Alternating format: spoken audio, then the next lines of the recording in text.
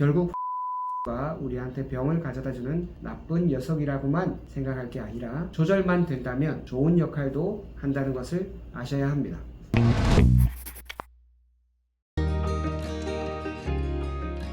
수천 개가 넘는 댓글 질문들 중에서 제가 뽑은 가장 훌륭한 질문은 다음과 같습니다. 맨발 걷기로 자유전자가 들어와서 활성산소를 없애버린다면 활성산소가 세균을 억제하거나 노화된 세포를 제거하는 좋은 기능까지도 억제되는 것 아닌가요? 상당히 좋은 질문을 하셨습니다. 이 질문은 중요한 것이라서 자세하게 알아보는 게 좋겠습니다.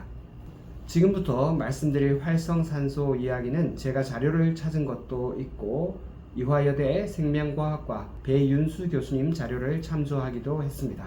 활성산소는 암을 포함해서 피부의 노화 및 인간의 노화 전반, 뇌졸중, 심근경색 등의 심혈관 질환, 당뇨, 위염, 동맥경화, 파킨슨이나 치매 같은 신경계 질환까지 일으킵니다.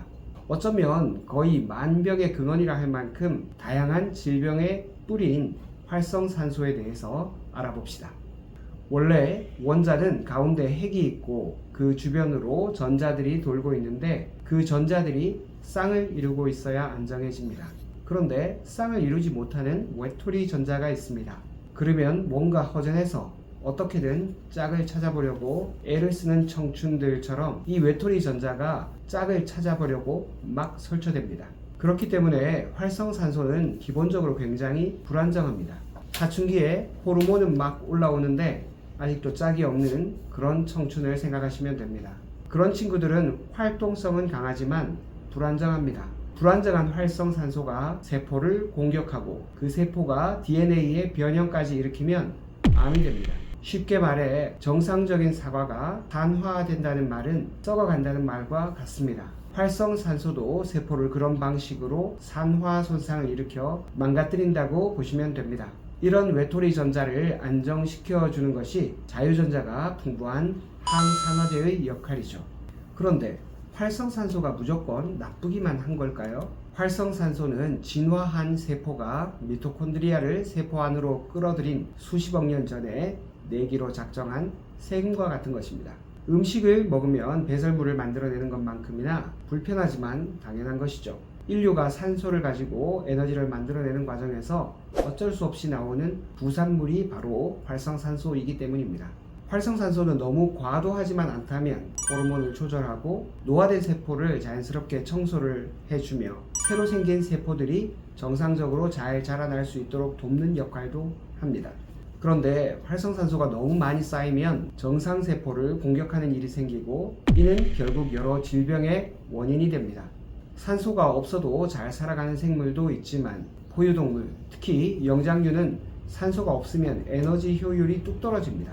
산소가 없으면 에너지가 7개밖에 나오지 않지만 산소가 있으면 포도당을 가지고 에너지를 32개나 34개까지 만들 수 있죠. 산소가 없을 때에 비해 거의 4-5배 정도 효율이 높아집니다. 즉 산소는 매우 효율이 높은 에너지원입니다. 물론 이 과정에서 활성산소가 나오기도 하지만요. 동물세포 안에는 핵이 있고 미토콘드리아가 있는데 대부분 생물교과서나 의학교과서에서는 그림을 이렇게 그려놨습니다. 그런데 실제와는 차이가 많습니다. 세포 안에 핵이 이렇게 크게 자리를 차지하는 것은 맞습니다. 그리고 미토콘드리아가 서너 개 있는 것처럼 보이는데 실제로는 미토콘드리아가 엄청 많습니다. 최소한 100개 이상 있습니다. 활동을 많이 하는 간세포 안에는 미토콘드리아가 3000개 정도까지 있습니다. 실제로 미토콘드리아는 우리 몸의 세포하고는 구조 자체가 완전히 다릅니다. 원래는 따로 살던 세포와 미토콘드리아가 만나서 합병한 것입니다. 사람의 모든 DNA는 핵 안에 들어 있습니다.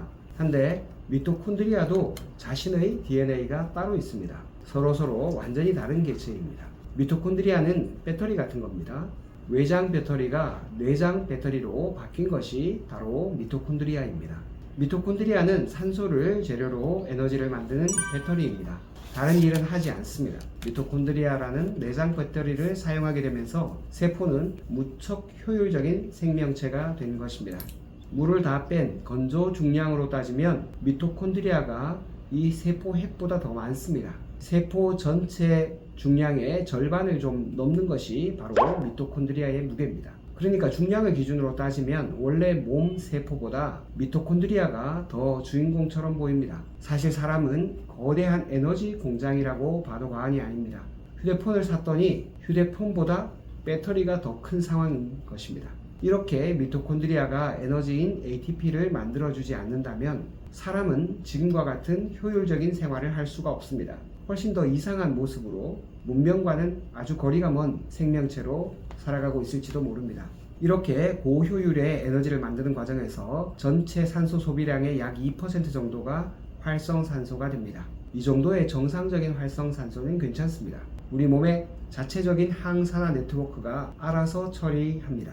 문제는 현대인들에게는 활성산소가 주변에 엄청나게 많이 널려 있다는 것입니다. 술, 담배, 자외선, 대기오염, 해양오염, 스트레스, 비만, 각종 첨가물이 든 맛있는 음식들, 이런 것들이 전부 다 활성산소를 만들고 있습니다.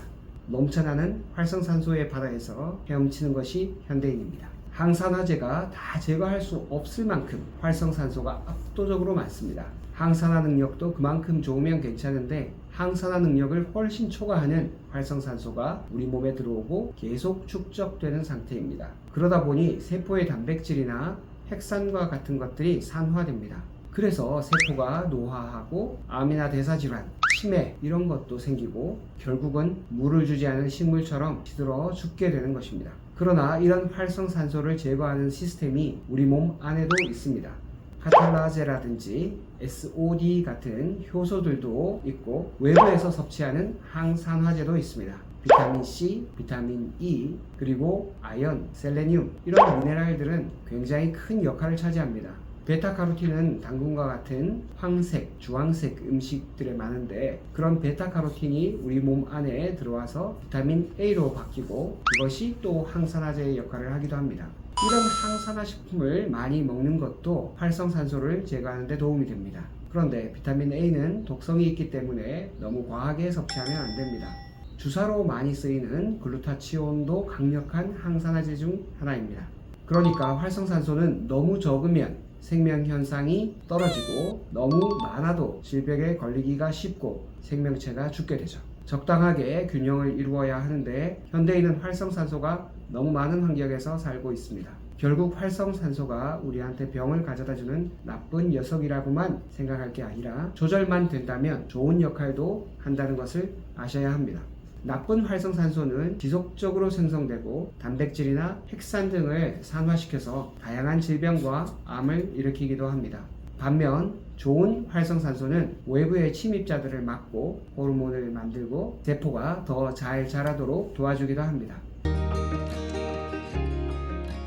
우리 몸 안에서 활성산소의 영향을 가장 많이 받는 곳은 어디일까요?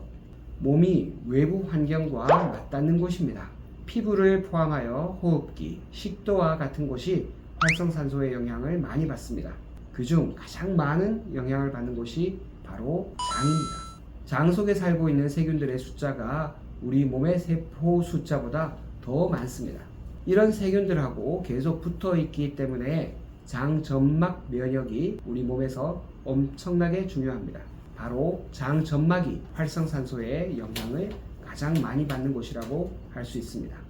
장 점막은 언제나 세균과 세균들이 만들어낸 독소, 완전히 소화되지 않은 음식물 찌꺼기 이런 것들이 같이 섞여 있는 곳입니다. 이런 복잡한 장내 환경에서 장 점막이 건강하지 못하거나 장내 세균을 잘 관리하지 못하면 몸 전체가 영향을 받습니다.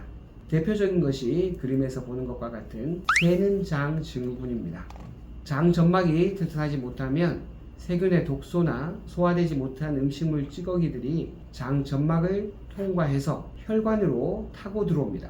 혈관으로 들어온 이런 물질들이 온몸으로 퍼져나가면서 전신의 염증과 다양한 면역 이상을 일으킵니다. 서울대학교 이원재 교수팀은 2005년도 사이언스지에 장내 미생물이 활성산소를 제거하지 못할 때 어떤 영향을 주는지 실험한 결과를 실었습니다.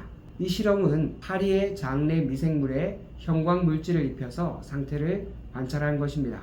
활성산소를 제거하는 유전자의 이상이 생긴 파리의 대장 속에는 세균이 정상 파리의 대장에서 나온 균의 숫자에 비해서 배나 많아집니다. 실제 실험 결과 활성산소 제거 유전자에 이상이 생긴 파리들은 정상에 비해 배나 활성산소가 많이 축적되고 정상 파리는 5일 후에도 80% 이상이 생존하는 반면 이런 활성산소를 잘 제거하지 못하는 파리들은 3일째 60% 이상이 죽고 5일째가 되니까 모두 죽는다는 것이 확인되었습니다.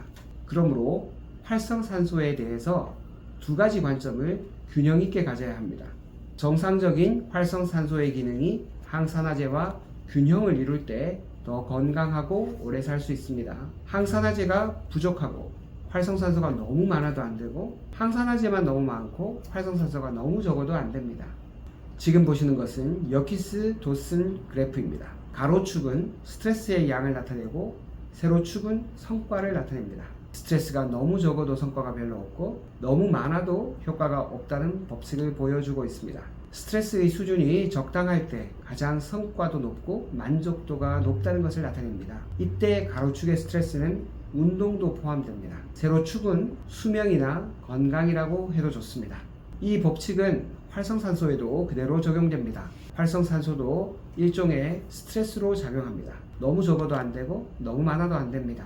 우리가 행복하고 건강하게 살려면 적당한 정도의 활성산소가 필요하다는 것을 이해하시면 됩니다. 다만 현대인에게는 대체로 스트레스가 너무 과한 형편입니다. 일반적으로 스트레스는 너무 많고 운동은 너무 안 하는 것이 현대인의 문제이므로 스트레스는 줄이고 운동은 늘려야 되겠습니다. 몸 안에 들어오는 활성산소의 양은 줄이고 항산화 능력은 키우면서 균형을 유지한다면 더 건강하고 활기찬 삶을 살 수 있습니다. 활성산소에 대한 질문의 답변을 요약해 드리자면 다음과 같습니다. 현대인에게는 활성산소가 대체로 너무 과합니다. 우리가 땅바닥과 맨발로 만난다면 자유전자들이 들어와서 과도해진 활성산소를 줄여줍니다. 정상적으로 있는 활성산소까지 다 제거하는 그런 일은 발생하지 않으니까 너무 걱정 안 하셔도 됩니다. 이 영상이 도움이 되셨다면 구독, 좋아요, 알림 설정까지 꼭 건강이 필요하신 분들에게 공유해 주시면 좋겠습니다.